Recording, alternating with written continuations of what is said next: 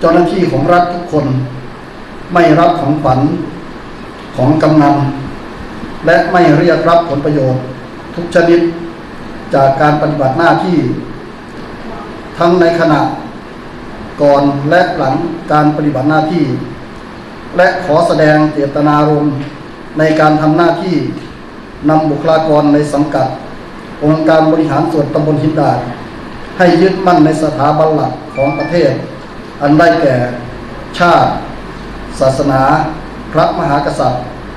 และการปกครองระบอบประชาธิปไตยอันมีพระมหากษัตริย์ทรงเป็นประมุข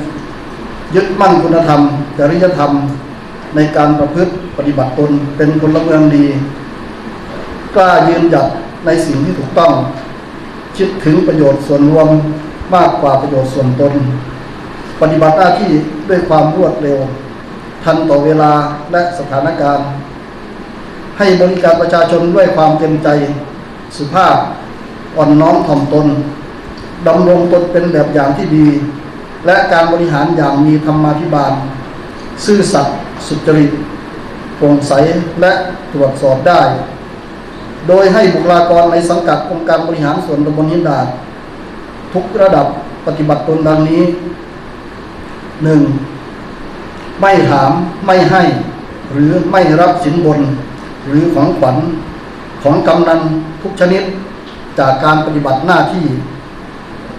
2. ไม่ยินยอมหรือรู้เห็นเป็นใจให้บุคคลในครอบครัวในการให้หรือรับสินบนหรือของขวัญกำนันทุกชนิดจากผู้ที่มีความเกี่ยวข้องในการปฏิบัติหน้าที่ 3. ปฏิบัติหน้าที่โดยยึดถือประโยชน์และภาพลักษณ์ของทางราชการเป็นสำคัญไม่กระทำการใดๆอันเป็นการขัดกันระหว่างผลประโยชน์ส่วนตนและผลประโยชน์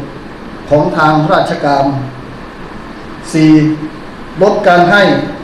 การรับทรัพย์สินหรือประโยชน์อื่นใดโดยทำจรรยา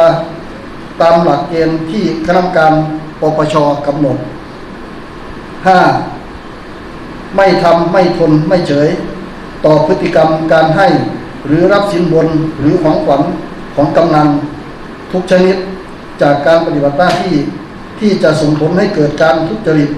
และประพฤติมิชอบจึงประกาศให้ทราบและถือปฏิบัติโดยทั่วกัน